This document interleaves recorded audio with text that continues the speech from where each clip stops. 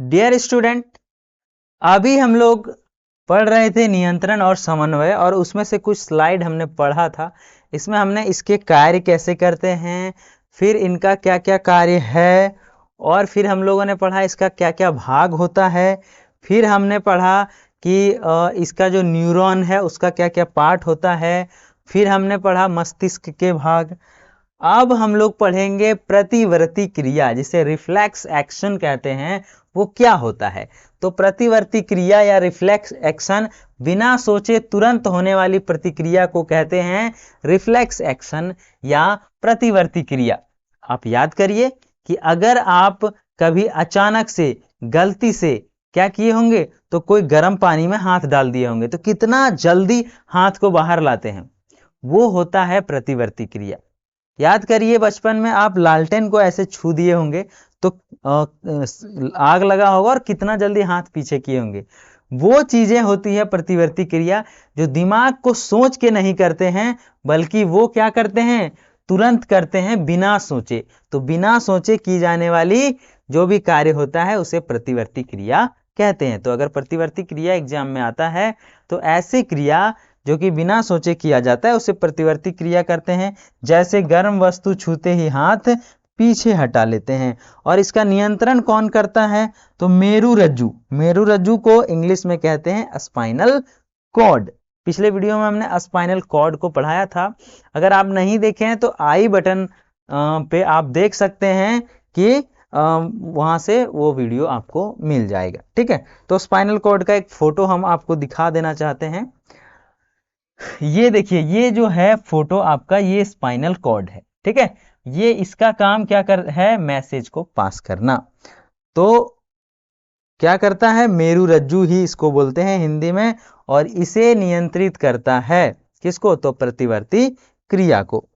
अब हमारा नेक्स्ट है पौधों की गति, यानी कि पौधों में भी ये सारी चीजें होती होगी, नियंत्रण एंड समन्वय, कंट्रोल एंड कोऑर्डिनेशन इसमें भी होता होगा। तो इसमें से ट्रॉपिक मूवमेंट होता है। ठीक है, आदमी में हाथ पैर चलता है, पैर आगे बढ़ाता है, हाथ ऐसे हिलाता है, इसमें भी कुछ कुछ मूवमेंट होता है। जैसे दिशा आधारित गति, जिसको बोलते हैं ट्रॉपिक मूवमेंट, ये डायरेक्शनल ग्रोथ मूवमेंट होता है। ये प्रकाशानुवर्तन, जिसको बोलते हैं प्रकाश की ओर झुकना।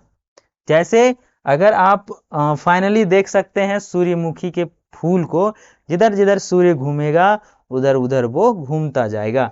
तो प्रकाश की ओर लाइट डायरेक्शन, यानी कि किसी पर्टिकुलर डायरेक्शन में घूमना ट्रॉपिक मूवमेंट कहलाता है पेड़ पौधों का। उसमें से प्रकाशानुवर्तन हो गया, प्रकाश की ओर झुकना।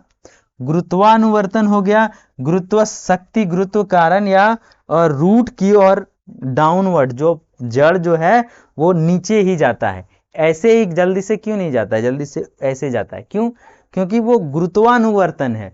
गुरुत्व जिधर जिधर खींचता है वो उधर जाते जाता है। फिर जलानुवर्तन भी होता है, जल जहां पे मिलेगा जड़ उसका उधर चला जाएगा, क्योंकि उसे जड़ की जरूरत पड़ती है। तो रूट ग्रोज टुवर्ड वाटर, और इसे ही कहते हैं जलानुवर्तन।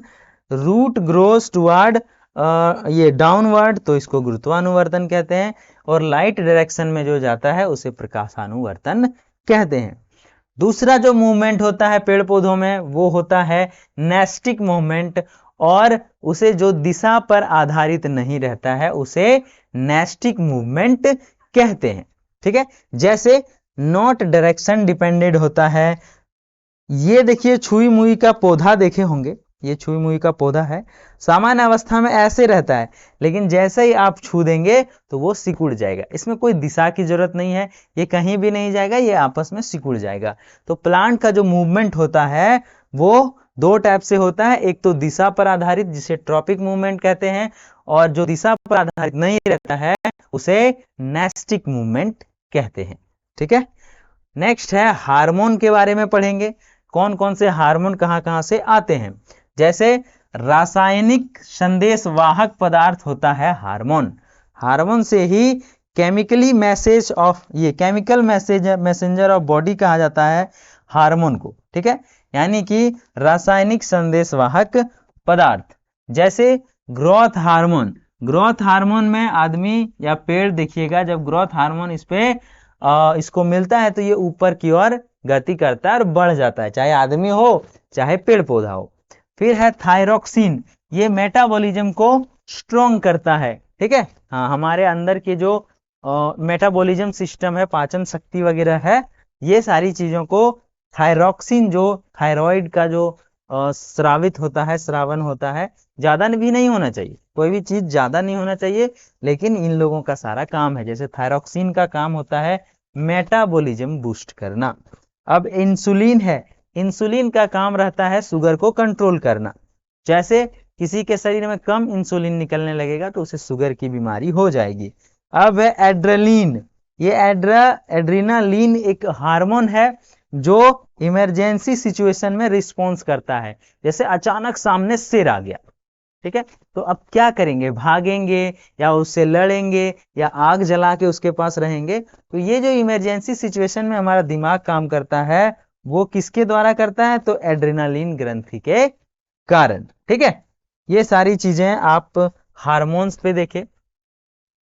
अब है कि इंपॉर्टेंट क्वेश्चन आंसर आपके एग्जाम में कैसे पूछ सकते हैं, ये सारी इंपॉर्टेंट क्वेश्चंस को देखते हैं। जैसे पहला है कि न्यूरॉन क्या है, अगर ऐसा पूछा जाए क्वेश्चन तो नर्वस सिस्टम की इकाई है, ठीक है। हाँ, नर्वस सिस्टम की इकाई कहा जाता है न्यूरॉन को, ठीक है। हाँ, न्यूरॉन को नर्वस सिस्टम की इकाई कहा जाता है। वहीं पे ये रिफ्लेक्स एक्शन, जिसको प्रतिवर्ती क्रिया कहते हैं, वो क्या है, तो बिना सोचे तुरंत क्रिया करना रिफ्लेक्सिव एक्शन कहलाता है।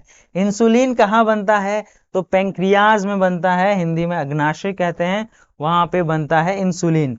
छुई मुई की गति कैसी होती है, तो नैष्टिक गति होती है, इसकी दिशा पर डिपेंड नहीं होता है, तो दिशा के विपरीत, यानी कि दिशा की कोई आवश्यकता नहीं होती है इस गति में। तो क्विक रिवीजन हो गया, क्वेश्चन आंसर टाइप का, ठीक है। और ये था आपका लास्ट, और इसमें है कि brain controls centre. Quick revision में जो इंपॉर्टेंट चीजें हमने इस वीडियो में पढ़ा, इस चैप्टर में पढ़ा, वो चीजें है। न्यूरॉन संदेश पहुंचाता है, ये न्यूरॉन का फोटो देख सकते हैं, ये ब्रेन है। फिर है रिफ्लेक्स एक्शन स्पाइनल कॉर्ड करती है, स्पाइनल कॉर्ड ये है। और रिफ्लेक्स एक्शन प्रतिवर्ती धारा, जो बिना सोचे काम करते हैं हम लोग, उसे रिफ्लेक्स एक्शन कहते हैं। फिर है इंसुलिन पेनक्रियाज बनाता है, यानी कि अग्नाशय के द्वारा इंसुलिन बनता है। और फिर है ऑक्सिन पौधों की वृद्धि करता है, ऑक्सिन एक ऐसा हार्मोन है जिसके चलते पौधे वृद्धि करते हैं। तो ये सारी चीजें इस चैप्टर में पढ़ा हमने। अब हम लोग नेक्स्ट वीडियो में पढ़ेंगे, आपका अपना चैनल @NCERT4U में जाके बहुत सारे वीडियोस देख सकते हैं, क्लास 10 से रिलेटेड सभी वीडियोस वहां पे मिल जाएंगे, चाहे मैथ हो, साइंस हो, इंग्लिश हो। तो अगर आपके आसपास कोई दोस्त हो, उसे सजेस्ट करें वीडियो। यहाँ तक वीडियो देखे होंगे तो अच्छा ही होगा, लाइक कर दें, तो दोस्तों में शेयर करें, और चैनल में नए हैं तो सब्सक्राइब करें। मिलते हैं ऐसे ही नए वीडियो में, तब तक के लिए टाटा बाय बाय।